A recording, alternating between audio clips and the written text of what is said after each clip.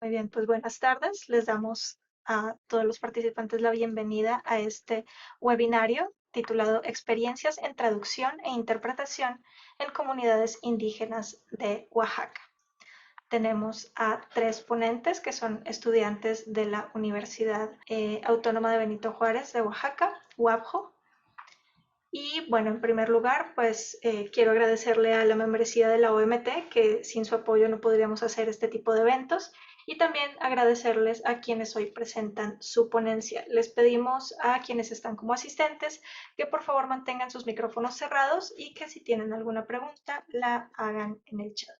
Y al final de las presentaciones tendremos algo de tiempo para preguntas. Entonces, primero voy a presentar a nuestros ponentes. Empezamos con Adalberta Robles Avendaño. Ella es hablante de la lengua originaria de Baku, Cuicateco, variante centro. Es de la comunidad de Ñateco de Santa María Tlalistac, del distrito de Cuicatlán, región de La Cañada, Oaxaca. Actualmente estudiante de la maestría en traducción e interpretación de lenguas indígenas en la Facultad de Idiomas, UABJO. Es egresada de la Escuela Normal Bilingüe e Intercultural de Oaxaca, en BIO. Ingresó al servicio docente en el año 2009. Fue profesora en las escuelas primarias del medio indígena de organización completa en las comunidades de San Juan Sautla, San Juan Zapotitlán y Cuyamecalco, Villa de Zaragoza. Fue directora por 3 ciclos escolares de la Casa del Niño Indígena en su comunidad de origen, Santa María Tlalistac. También se desempeñó como profesora y directora de la Escuela Primaria Bilingüe Multigrado de la comunidad de Chorro de Agua, San Andrés, Teotilalpam. Realizó la traducción del cortometraje titulado El Chandil y el Topil en la lengua cuicateca, impulsado por la Dirección de Educación Indígena. También tenemos con nosotros a Orlando Ríos Méndez, originario de San Bartolomé Sogocho, hablante del zapoteco Jon, variante de Sogocho. Ha cumplido con los cargos comunitarios que el pueblo le ha conferido. Es estudiante del posgrado en Traducción e Interpretación de Lenguas Indígenas en la Universidad Autónoma Benito Juárez de Oaxaca, programa perteneciente al Programa Nacional de Posgrados de Calidad. Del 2006 al 2008 cursó el máster en Inmigración y Políticas de Educación Intercultural en la Facultad de Filosofía de la Universidad de Barcelona, en España, y del 2000 al 2004 la licenciatura en Educación Bilingüe e Intercultural de la Escuela Normal Bilingüe e Intercultural de Oaxaca, de Tlacochahuaya, Tlacolula, Oaxaca, México. También cuenta con otros programas formativos relacionados a la educación en comunidades indígenas. Y también, por último, contamos con Roberto Carlos Pacheco Angulo, quien es originario de la comunidad de San Pedro Osumacinta, Ayotzintepec, Tuxtepec, Oaxaca. Habla la lengua chinanteca Jujmi, variante del sureste alto, según el INALI. Actualmente es estudiante de la maestría en Traducción e Interpretación de Lenguas Indígenas en la Facultad de Idiomas UABJO. De 2007 al 2011 estudió en la Escuela Normal Bilingüe e Intercultural de Oaxaca. De 2011 a 2020 laboró como profesor de educación primaria en las escuelas primarias de las comunidades indígenas zapotecas de la zona de Mihuatlán de Porfirio Díaz de la región de la Sierra Sur.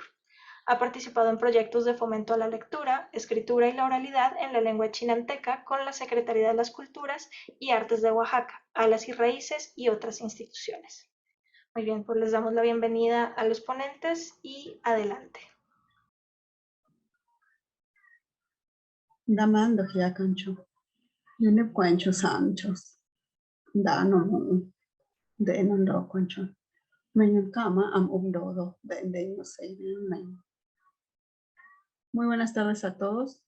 Muchas gracias por la invitación para participar y dar a conocer parte del proyecto que estoy realizando. El proyecto de investigación se titula La traducción de la historia oral de la comunidad de Santa María Tlalistac.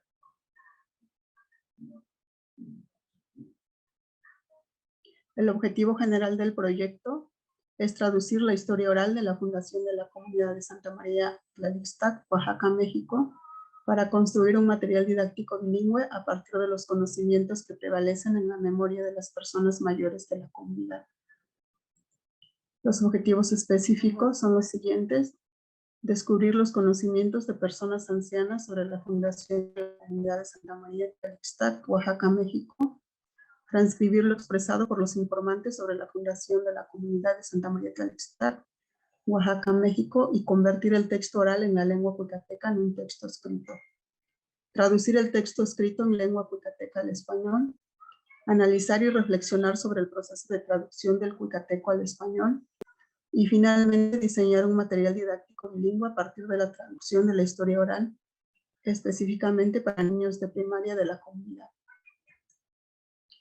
Este proyecto se sustenta del paradigma del construccionismo social, porque de acuerdo a Denzin y Lincoln, el paradigma constructivista presupone una ontología relativista, es decir, existen múltiples realidades, una epistemología subjetivista, el investigador y el investigado crean el conocimiento y un conjunto de procedimientos metodológicos naturalistas en el mundo real.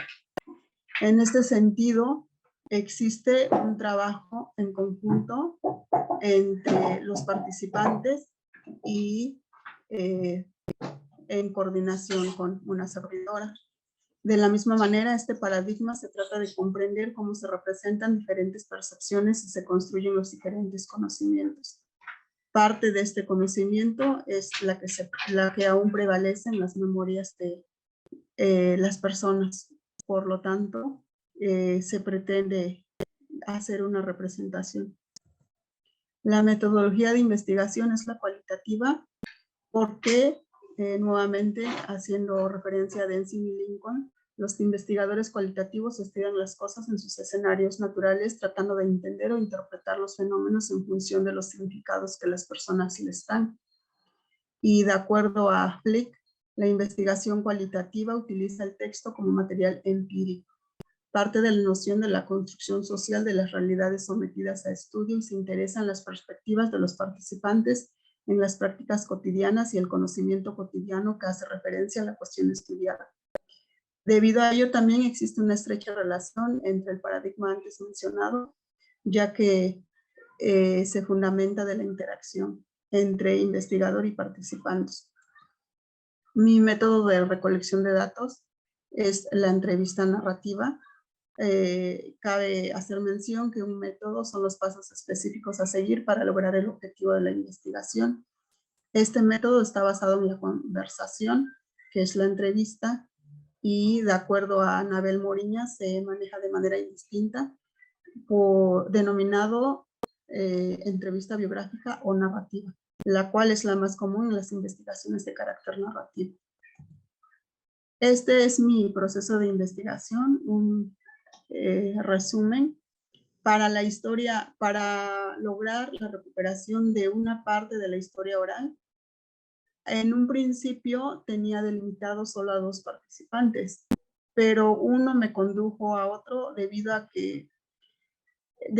al tema, no todos tienen conocimiento, o si lo tienen está fragmentado. Entonces un participante me condujo a otro, pero debido a que es un proyecto de investigación, lo tuve que delimitar hasta cierto punto a 4 participantes.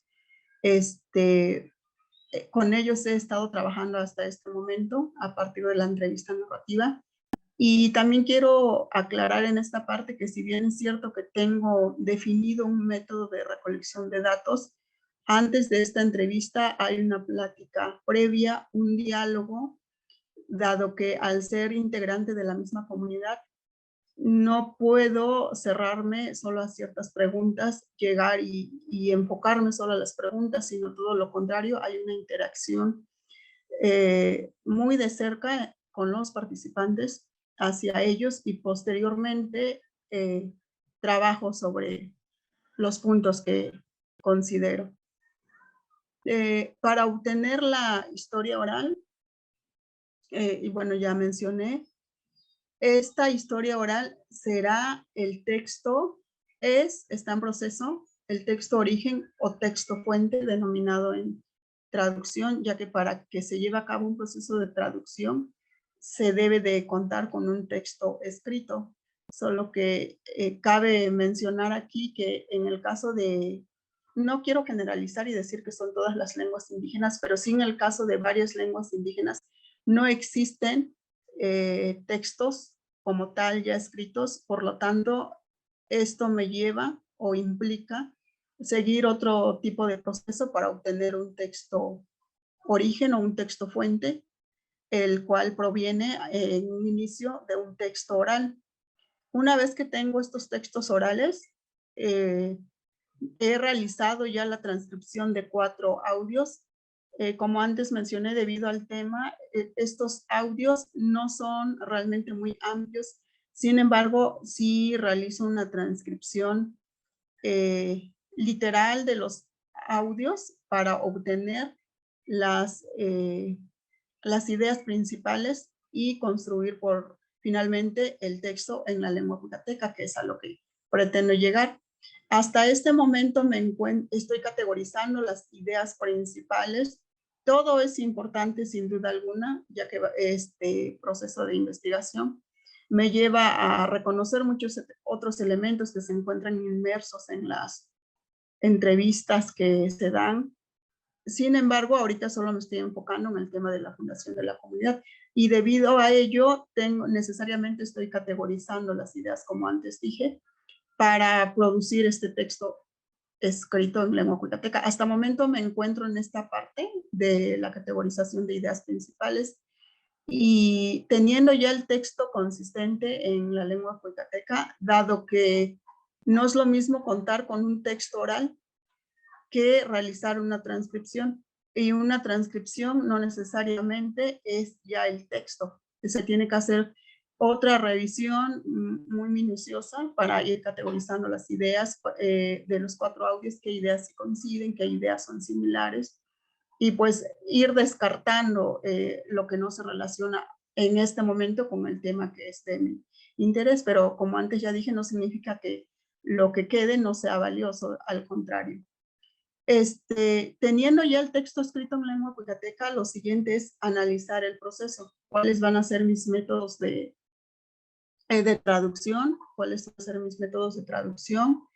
¿Cuáles van a ser mis técnicas de traducción? Aquí sí ya se aplican hasta cierto punto los referentes teóricos que hemos estado adquiriendo en este momento en el posgrado sobre la traducción. Y bueno, la característica de este proceso, como ya he recalcado, es que se produce desde la traducción de la historia oral y hasta parece como contradictorio. ¿Y cómo vas a traducir si estás diciendo que estás partiendo de la oralidad y que cuando en una traducción necesariamente debes de tener un texto escrito? Esto es desde cierto enfoque, pero desde el enfoque en el que nosotros estamos trabajando necesariamente pretendemos, bueno, en mi caso, necesariamente hay un proceso algo distinto. Esto con el fin de obtener un texto meta.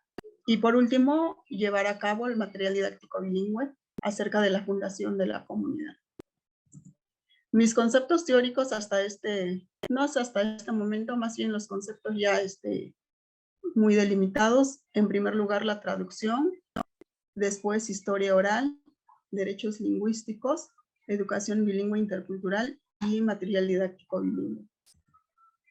Parte de mis referentes teóricos para cada uno de los conceptos son los siguientes, pero no voy a profundizar en esto ya que es un poco amplio. De la misma manera, la referencia teórica de historia oral, también de derechos lingüísticos, educación bilingüe intercultural, material didáctico bilingüe, es lo que he estado revisando hasta este momento. Y cierro con estas reflexiones al iniciar, di a conocer, ¿no?, el título del proyecto y termino diciendo que traducir la historia oral es una forma de salvaguardar el patrimonio inmaterial e intelectual de una lengua minoritaria. Es un paso a la descolonización de la historia elitista y a la descolonización intelectual, siempre y cuando el material cumpla con sus propósitos, que es la de aprender y estudiar historia desde otras perspectivas, es decir, escuchando las voces que generalmente no se consideran o incluso son silenciadas, en este caso la de una comunidad originaria, la de los ancianos de una comunidad indígena. Esta reflexión es parte de lo que he recuperado, pero a partir de todos los referentes teóricos que ya revisé para sustentar el proyecto, sobre todo para el marco teórico. Entonces hago como un breve resumen acerca de esto que he estado revisando y me parece muy importante lo otro también, que oficialmente se reconoce como bilingües a los indígenas, lo que implica que somos quienes debemos de cargar con el peso de traducir o traducirnos para poder comunicarse o comunicarnos y difundir nuestras manifestaciones culturales, nuestros ideales políticos y demás. Por el contrario, quienes solamente hablan español no están con esa dinámica de traducir o traducirse para ser escuchados, caso diferente al nuestro. Entonces, cierro mi participación de esta manera. Estas son las referencias bibliográficas. Gracias. Muchas gracias, Adalberta. Pasamos ahora a la intervención de Orlando Ríos.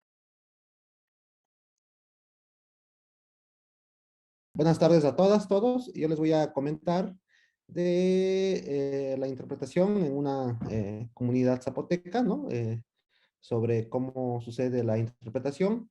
Un poco mi intención es visibilizar el trabajo que hacen, que sucede en las comunidades indígenas, con esta labor de un intérprete práctico, ¿no? Un intérprete no formado, que se forma con la experiencia práctica, con las necesidades que hay en los contextos y que desarrollan esta gran labor, que dan acceso a las personas hablantes de una lengua indígena a los servicios públicos, o que permiten que esos servicios públicos pues también se estén brindando a todas las personas como un derecho humano, o como ejerciendo parte de su civilidad, ¿no? Entonces, en ese sentido, yo les quiero compartir de manera muy rápida algunos elementos que he encontrado, ¿no? Ahora no quiere cambiarse.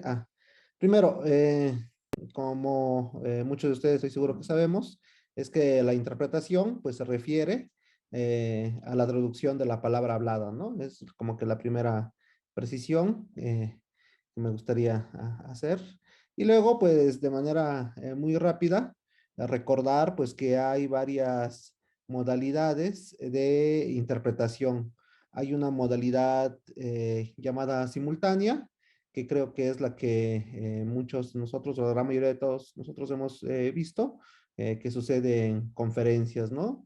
Que es esta, que, que el intérprete, ¿no? Escucha y después reproduce el mensaje en una segunda lengua, y después está la modalidad, esta es monológica, quiere decir que únicamente el tipo de interacción pues es dada por la persona que está hablando, por el intérprete, ¿no? No hay diálogo, no hay intercambio.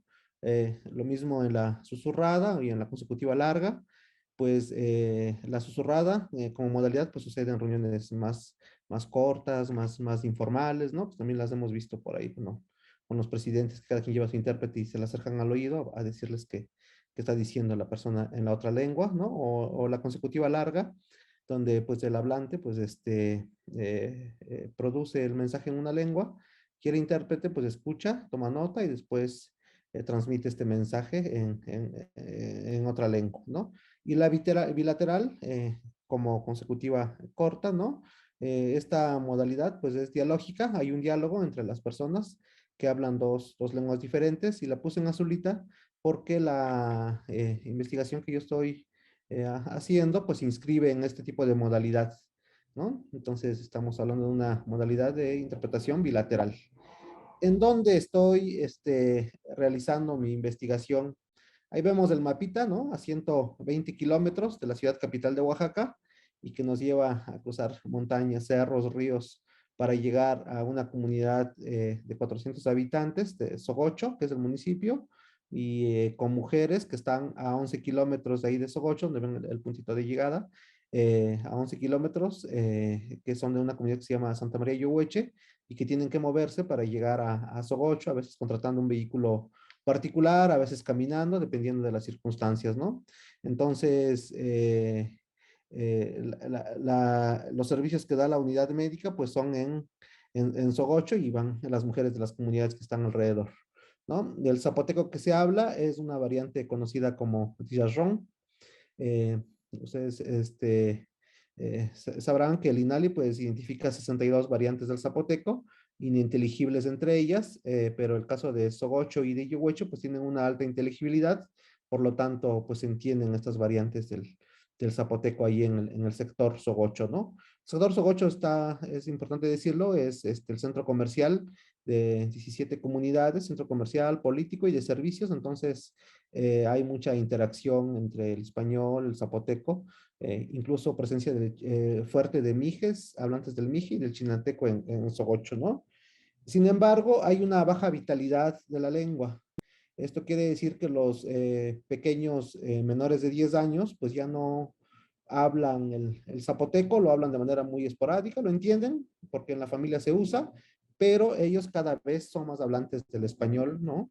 Entonces, la interacción con sus padres incluso es en español. Entonces, se presentan, el mayor tipo de bilingüismo que se presenta es un bilingüismo de tipo subordinado, ¿no? Donde se usa más el zapoteco, pero para los servicios públicos, pues se usa el español. Eh, ¿Quiénes participan en la investigación? En la investigación están participando mujeres embarazadas, ¿no? Que están en embarazo o ya en porperio, son madres recientemente, ¿no? Entonces, ellas presentan diferentes grados de bilingüismo. Ahorita lo vamos a ver ya en cómo se sucede la interpretación, pero presentan diferentes grados de bilingüismo. Hay quienes pues son más monolingües en zapoteco y hay unos que tienen más bilingüismo y se comunican o usan indistintamente las lenguas para el acceso a los servicios. Pero en la familia, el común denominador es que ellas siguen usando el zapoteco para todos los aspectos de su vida familiar y de su vida comunitaria, ¿no? Algo que es importante decir es que viven las mujeres con las que se hizo la investigación en cautiverio, es decir, están bajo este sistema de opresión patriarcal, ¿no? Que a veces hay que pedir permiso al esposo, a veces es la suegra, a veces es la mamá quien decide por ellas, y es una situación que no, que las mujeres pues no tienen total libertad incluso para decidir sobre ellas mismas. eh, Su ámbito de desempeño pues es prácticamente el hogar, están dedicadas al hogar y con salidas pues al campo a trabajar, incluso al mercado, van regularmente los hombres, ¿no? Son quienes van o encargan sus productos con la suegra o con la mamá, ¿no? Entonces, viviendo en esta situación, pues las mujeres tienen poca interacción con un mundo más externo, ¿no? Eh, y también tienen el otro común denominador en estas mujeres es que tienen una resistencia a los servicios de salud, asistir a los servicios de salud. Una de ellas le pusieron un implante, eh, ¿cómo se llama? Para no embarazarse, durante una de sus operaciones de su embarazo, entre lo que estaba todavía anestesiada, pues al despertar sintió el dolor en el brazo y le dijeron pues que le pusieron el implante porque era era necesario, ¿no? Como para controlar en el hospital de Oaxaca. Está el testimonio y va a estar bastante duro, ¿no? Con lo que ellas viven. La otra, incluso le llegaron a inyectar la inyección epidural porque le querían practicar la cesárea, sin embargo tuvo un parto natural, ¿no? Tuvo un parto natural, entonces pues hay registros de violencia obstétrica ahí con estas mujeres. Por su parte, el médico es monolingüe en español, ¿no? Son recientemente egresado de la universidad, llegan, su primer contacto con población indígena incluso es en estas comunidades, es su primer trabajo, entonces muy jovencitos, muchos con una actitud de aprender, de involucrarse con la comunidad, algunos con mayor resistencia y que también viven únicamente en la unidad médica rural, ahí tienen todo y salen únicamente para tomar el camión o para sus citas, ¿no? Que son muy, muy esporádicas. Estamos hablando de unas poblaciones muy, muy pequeñas, ¿no? La partera, por su parte, que es quien realiza la función de intérprete práctico, lleva 50 años ya acompañando procesos de curación, ¿no? Desde curación con salud comunitaria y lleva más de una década como partera, reconocida como partera rural, y también ha estado trabajando como asistente de enfermería en un internado que está en Sogocho, entonces tiene estos conocimientos de salud de los dos tipos de salud que se practican regularmente en la comunidad. además de que es bilingüe, aunque recordemos que el hecho de que sea bilingüe una persona no necesariamente tiene la posibilidad o la condición de ser intérprete, ¿no? Porque requiere una serie de competencias que quizás podamos reflexionar en algún otro momento de qué demanda ser intérprete. Ha participado en procesos de capacitación y de formación que implementa el Instituto Mexicano del Seguro Social. Eh, no se ha formado como intérprete, ¿no? Incluso cuando le pregunté si conocía la palabra de intérprete en zapoteco, ella me dijo no, que nunca la había escuchado, pero goza de un alto reconocimiento comunitario, ¿no? Entonces, este es como que el perfil de la partera. De manera muy rápida, el acercamiento de los testimonios, ¿no? Retomo aquí algunos testimonios de la partera, un poco para ilustrar cómo sucede la interpretación. Su primer acercamiento con el médico, ella menciona esta frase que dice, "Kunkanje kajapatiare". Entonces, esto quiere decir, tal como me dicen las personas, eso mismo te digo yo en la primera conversación que tiene con el médico, le advierte esto al médico, ¿no? Que todas estas conversaciones que sean en zapoteco y que ella tenga que intervenir, se las dirá tal como la persona lo haya dicho al médico, ¿no? Entonces ahí hablamos de la fidelidad del mensaje, ¿no? Que es una de las competencias que habría que cumplir como intérprete. La partera también tiene mucho acercamiento con el paciente y su familia, de tal manera que después de visitar a las mujeres en su primer diagnóstico de embarazo, pues ya le da un panorama general al médico y esto pues al médico le ayuda también a tomar decisiones, ¿no? Entonces, algo que señala la partera es, o la intérprete práctico es que se encuentra en el campo con, ahí dice, Benes Gernier, hay gentes, hay personas que comprenden y además responden, ¿no? Es el primer entrecomillado. O sea, quiere decir que sí hay esta producción, esta recepción en español y también producen y contestan en español al médico, entonces no, su papel de ella pues no está al margen, ¿no? Y hay otras que comprenden, pero no pueden expresarse en español, entonces ahí es donde ella interviene y reitera que si se comprendió lo que el médico dijo, asienten que sí, y después ya responde ella, ya interpreta ella en español para el médico, ¿no? Y hay personas todavía, dice que hay todavía algunas personas en algunos pueblos que no comprenden nada del español, ¿no? Entonces ahí su labor de ella es decir, interpretar lo que el médico dice del español al zapoteco y del zapoteco al español en esta interpretación bilateral que veíamos hace rato entre el médico y el paciente, ¿no? Su labor también, donde sucede la interpretación, es en el domicilio de las mujeres embarazadas y en las citas médicas, pero no en el hospital, ¿no? No las acompañan en el hospital, entonces esto es una demanda así como de las mujeres embarazadas que quieren que las acompañen en el hospital un poco para ayudarlas a la comunicación y para darles esta fortaleza, dicen las mujeres, y de ahí viene la resistencia de las mujeres a asistir a las unidades médicas, ¿no? Por su parte, las mujeres, al estar presente con una intérprete, eh, eh, lo primero que manifiestan ella con su Jacques dice ahí la primera frase es que se puede platicar con ella, ¿no? Entonces se siente más en confianza de platicar con esta partera, las mujeres embarazadas, entonces tienen esta más confianza y que les das chao ya creen que ayuda muchísimo, ¿no? En esta labor de comunicación y de darles mucha fortaleza y de apoyo, ¿no? De acompañamiento como mujer en esta atención médica, ¿no? Cuando refieren a los médicos, manifiestan, dice, Kunseniaben, quiere decir que todo el tiempo pareciera que están enojados los médicos. Y la otra frase que dice es, Nazwa David, hay cosas que no entendemos, ¿no?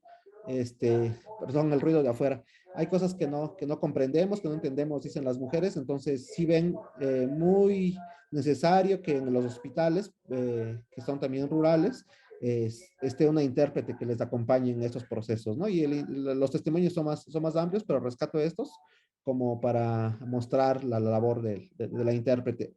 Por su parte, el médico pues identifica esta barrera lingüística como una dificultad para la atención en los servicios de salud y que la partera pues le da bastante confianza y que es de gran ayuda para la unidad médica y para el médico como tal, ¿no? Entonces, ahí está esta situación.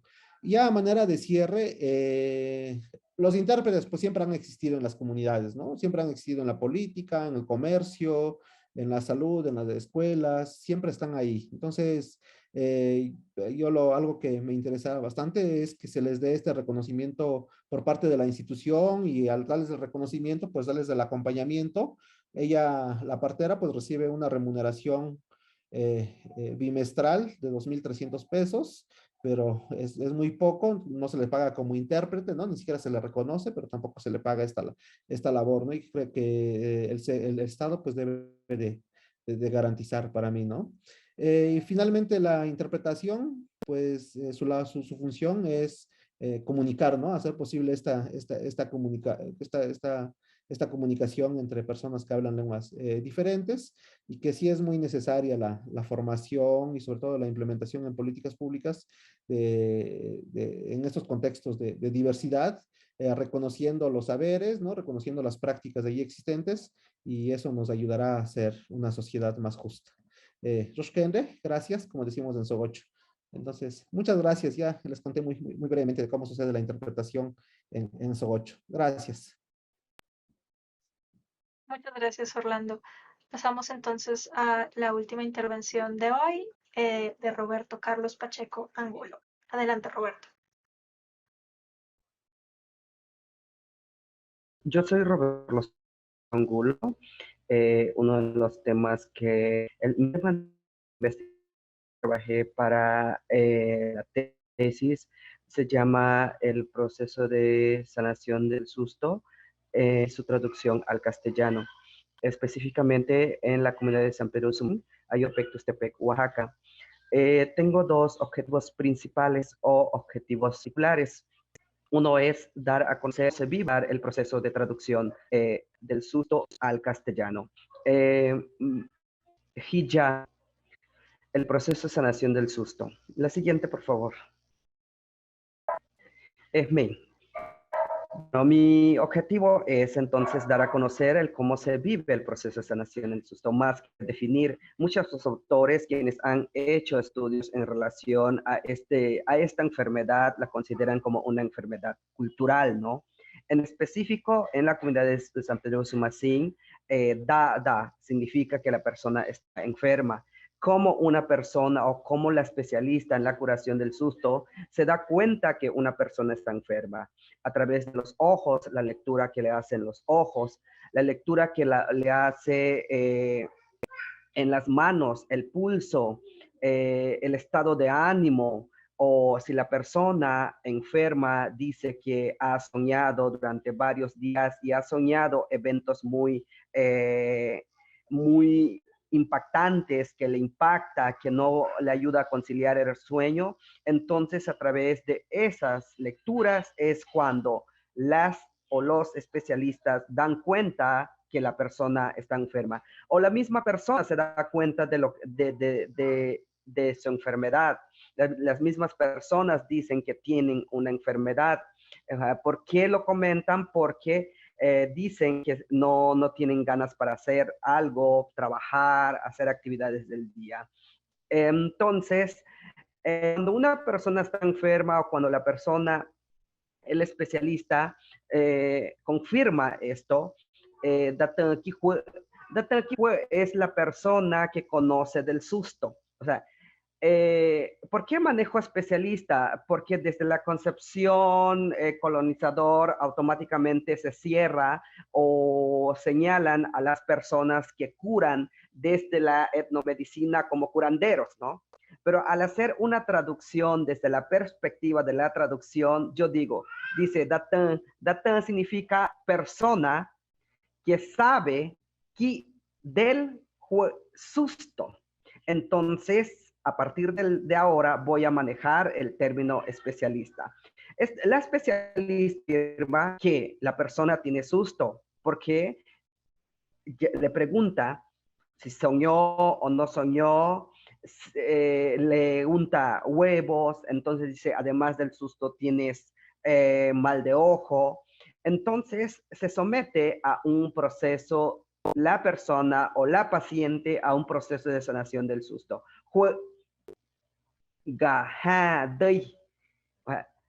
Las personas dicen, ¿por qué se asustan? ¿O qué es asustarse? Asustarse es cuando en una glosa o una traducción literal, desde la perspectiva de Hurtado, desde esta técnica, se quedó su corazón. En estos análisis que he hecho, ¿cómo es que las personas nombran el corazón? El hígado nombran como corazón de la gente, hígado de la gente. Pero también cuando la persona se asusta, dice, se quedó su corazón. Además, cuando las personas no tienen ganas de hacer algo o tiene, en otras palabras, flojera, o sea, no tiene ganas su corazón. Entonces, dos palabras que emplean. Se quedó su corazón, o Gayay se quedó sentado en una glosa literal. Sin embargo, esto es lo que discuto en los procesos de sanción al traducir el texto. Si lo mando como una traducción literal o hay que someterlo a un proceso de traducción y como quiera.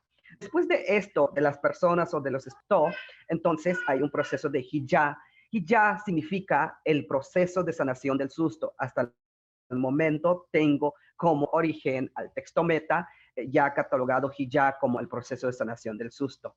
¿Qué es lo que hace en este proceso? Hay muchas palabras o hay algunas palabras así como terminología. ¿Qué es una terminología? Son esas palabras que se necesitan explicarse ampliamente para que la otra persona entienda y que estas palabras se emplean en un contexto dado, o sea, en un evento con ciertos códigos, ¿no? Tendai es recupera el corazón. Recupera donde se quedó sentado. Estoy haciendo como una cosa de manera literal para explicar más adelante cómo es que se hizo la traducción de estas palabras. Huida, o sea, una glosa literal es sopla a la gente. Ojo es la que toman para recuperarse del susto. Siguiente, por favor. Bueno, evidentemente, yo grabé la recuperación del susto de una paciente con la especialista. Al grabar esas sesiones, hay información. Tanto información se puede observar a través del video, que no se puede escuchar a través del video, así como los olores, los sabores. ¿Qué es lo que hago acá? Esa información trae a... Bueno, entonces hay varias perspectivas, ¿no?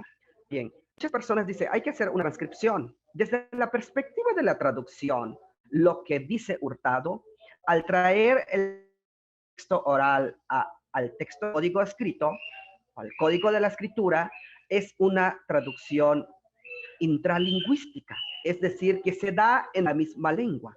Entonces, yo hago una traducción intralingüística. ¿Qué es lo que, después de tener este texto escrito, qué es lo que hago? Me voy a mis objetivos. Mi intención es acercar a las personas a que conozcan cómo se da el proceso de sanación del susto en la cultura chinanteca, específicamente en la comunidad de San Pedro Sumacín. Pero también yo quiero que las personas se acerquen a mi cultura y no que yo les lleve el texto, es decir, en este juego metafórico. Es decir, es que las personas lean el texto con todos los elementos culturales o las clases culturales que tiene. Y entonces yo tengo que seleccionar un método traductor. Un método traductor, dice Hurtado, que es el proceso o las decisiones que toma el traductor para hacer una traducción. ¿Desde qué perspectiva? Hay dos perspectivas. Venuti lo señala como o dos enfoques, como estrategias. La estrategia de extranjerización. Es decir, que yo traigo a las personas que no conocen mi cultura a mi texto. Otra cosa, otro enfoque es el enfoque este enfoque que debe de tener la misma finalidad y el mismo efecto. Es decir, el enfoque funcionalista. El enfoque que yo estoy trabajando de acuerdo a mis objetivos o de acuerdo a lo que yo quiero dar a conocer es el enfoque de Venuti, la extranjerización. Entonces, para llegar a obtener un texto de este tipo, lo primero o lo que hice después es interlinear el texto obtenido. Es decir, que ya se llama texto origen, ¿no? Interlinear. ¿Por qué yo no pongo interlinearización? Bueno, aquí yo tomo una decisión. En la lengua castellana o en el español existe un verbo, interlinear. Entonces decido poner interlineación, aunque justifico, respetando la idea de los autores, quienes dicen interlinearización, pienso que es una traducción del inglés al español y que se dio de esa forma. Decisiones las tienen y razones las tienen, ¿no? Entonces hago una interlineación.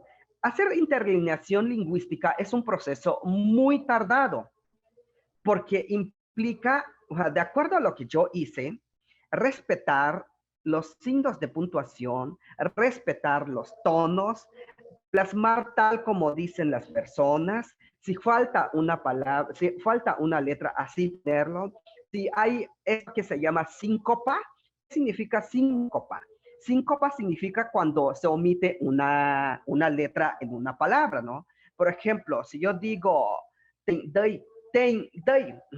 lo estoy diciendo claramente, entonces hay como una pérdida de una letra ahí. Todo esto es lo que que plasmé acá. O sea, aunque se entiende lo que se dice, ¿no? Pero entonces fue muy importante hacer esta interlineación para mí.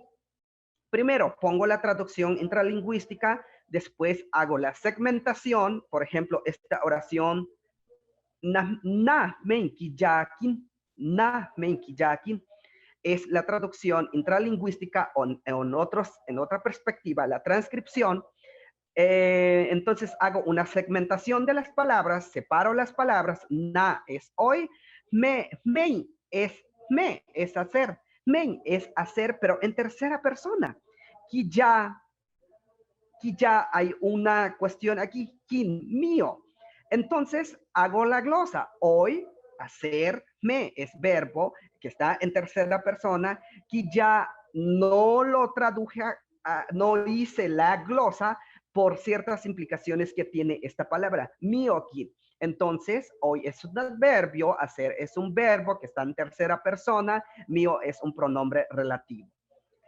De ahí subrayo las palabras o la terminología en el texto, subrayé muchas, como los ejemplos que están aquí, hija, gaha, dei, ten, dei, ojo.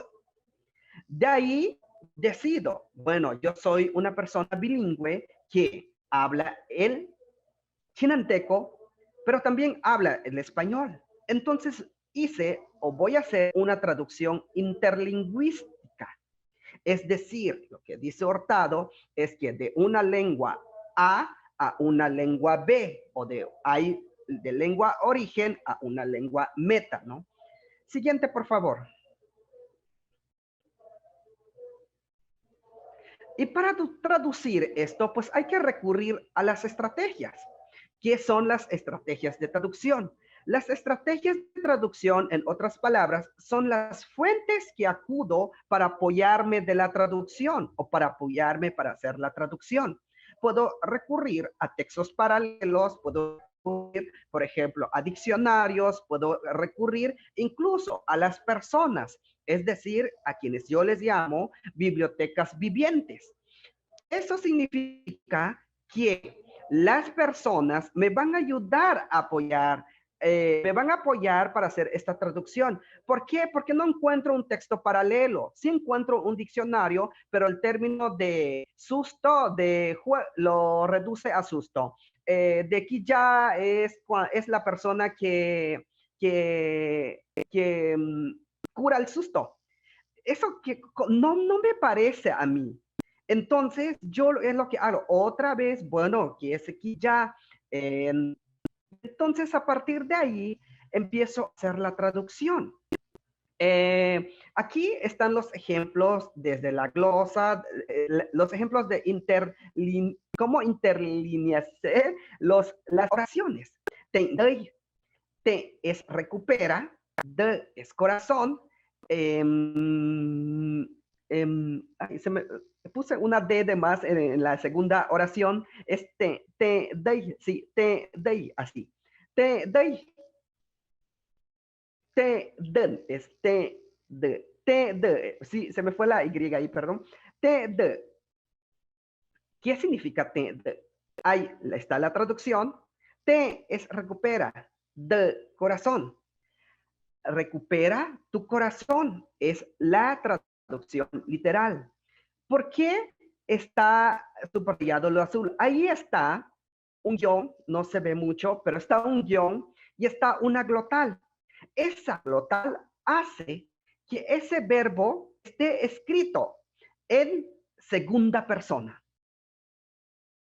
Recupera corazón, recupera tu corazón.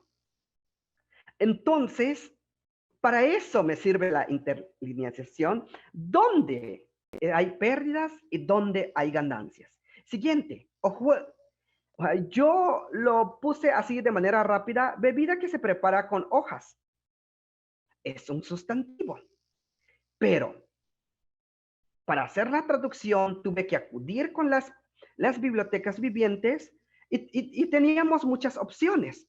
Las opciones son té del susto, medicina del susto o jarabe del susto. Para determinar esta primera palabra, porque más adelante están las otras dos, para determinar esta primera palabra, té del susto, medicina del susto, jarabe del susto, tuve que acudir con las fuentes o con las bibliotecas vivientes. ¿Cómo entiendes o cuál es la descripción que se entiende más?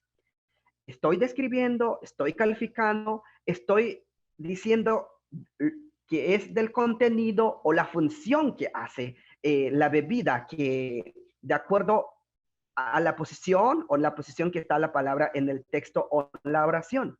Entonces, quedó mejor las personas con quienes acudí que lo entienden mejor como té del susto. Y té del recupera tu corazón. Esto lo dejé de esa manera y esto que le llama Hurtado una traducción literal. Lo dejo así porque yo quiero acercar a las personas que no conocen mi cultura que para curarse del susto hay que recuperarse del corazón. ¿Y cuál es ese corazón? Ese corazón simbólico. ¿Y cómo hago aquí dentro del texto? Hay notas del traductor. Estas son las decisiones y estas son las estrategias y estas son las técnicas que acudo para hacer una traducción de este tipo. Explico. Dice, hoy me hará un proceso de sanación del susto. Aquí ya lo subrayo ahí. Aquí ya, ahí hay una descripción. Entonces, hoy está me hará, o sea, esta tercera persona me hará, y ya lo desgloso como un proceso de sanación del susto. ¿Quién? Ya incluye, ¿no? Me hará. Entonces, hay una técnica aquí que es que doy a conocer qué es lo que se hace o qué es lo que significa ya. Pues, en resumen, para mí, interlinear los textos, ganancias. Interlinear el texto nos permite conocer qué palabras hay que ampliar o qué palabras hay que describir, hay que decir, de acuerdo a la función que tiene lo que estoy planteando, o si hay un cambio en cuestión de categoría, si es un quilla, si lo describo como verbo, lo describo como un sustantivo. Por ejemplo, aquí ojo, bebida es un sustantivo, té del susto. Entonces, aquí hay dos sustantivos, té del susto. O sea, como una palabra, un sustantivo, al hacer esta descripción, pues hay una expansión, ¿no? Pero ¿qué tipo de palabras se expanden? Pues para mí es hacer interlineal, pero también tomar la decisión de hacer una traducción literal de esta palabra, recupera tu corazón, para que el lector vea que desde la perspectiva de los chinantecos, curarse del susto es recuperar su corazón. Y muchas gracias. Muy bien, pues muchas gracias Roberto por esta intervención, bastante interesante. De hecho, hay muchas felicitaciones del público de todas las presentaciones, que bueno, pues muy interesante toda esta jornada lingüística. Por ejemplo, nos saludan desde Perú, desde Oregon en Estados Unidos, desde Brasil, de Río de Janeiro. Entonces, muchas gracias a Adalberta, Orlando y Roberto por su intervención. También tenemos acá un mensaje de Héctor Santaella y de Georgian Weller de la Organización de Intérpretes y Servicios Comunitarios, AC. Georgian, adelante. ¿Sí? ¿Me escuchan? Sí, adelante. Ay, perfecto. Pues muchísimas gracias a los compañeros. Se nota el trabajo, la dedicación, etcétera. Como son intervenciones muy distintas, cada una valiosa, por supuesto, quisiera ir un poco a lo macro. En nuestra AC formamos intérpretes, tratamos de profesionalizar a los intérpretes en lenguas indígenas, de ayudarles en este tránsito de lo que es ser intérprete improvisado por las circunstancias hacia una mejor formación. Ustedes están en una maestría. He escuchado muy buenas intervenciones sobre como investigadores. ¿Dónde está la parte práctica? Ustedes ejercen como intérpretes, tienen técnicas, dominan las modalidades para pasar estos conocimientos a sus colegas. Me interesa mucho aterrizar, convertir la teoría en práctica. Quisiera saber si a través de su formación en la maestría pueden realmente capacitar, porque hay muchísima necesidad, sobre todo en el campo legal, en el campo médico. Quisiera escuchar su opinión al respecto. Muchas gracias, Grace. Hola, sí, qué gusto saludar a la doctora Georgian, que en algún momento de la vida nos hemos saludado hace algunos años. Y desde luego que están los teléfonos, podemos contactar y y le pongo mi teléfono en este momento en el WhatsApp, y también ese es nuestro interés, es pues relacionar, ¿no? Fortalecer las relaciones, ya sea personales, institucionales, en áreas como yo señalaba al final de mi participación, de una sociedad mucho más justa, ¿no? Entonces, están los teléfonos a disposición de todos, ya lo comparto con mis compañeros, o incluso el correo electrónico, si a alguien les es más fácil.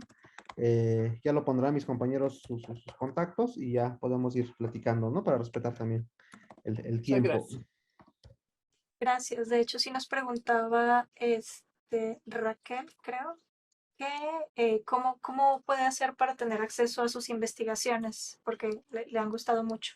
Entonces, a lo mejor pues se puede poner ella en contacto con ustedes por medio de quizás su teléfono, su correo electrónico, y veo que lo están poniendo en el chat. Muy bien, pues entonces creo que este es todo el tiempo que teníamos para el webinario del día de hoy. De nuevo, muchísimas gracias a todos los ponentes, a Adalberta, a Orlando y a Roberto por sus magníficas intervenciones. También muchas gracias al público asistente por acompañarnos durante esta hora y poquito. Y pues bueno, tendremos más actividades del mes de la traducción. El próximo es un webinario que tendremos el 13 de septiembre, también a las 5:30, sobre el corpus de aprendientes de interpretación, una herramienta pedagógica para la formación de intérpretes.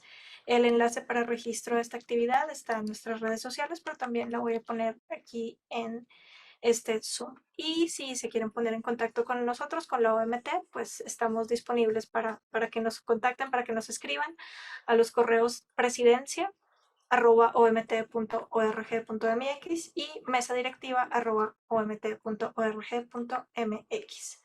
Bueno, pues de nuevo muchas gracias por su asistencia, gracias por acompañarnos y muchas gracias a los ponentes por sus presentaciones. Muy buenas tardes y hasta luego.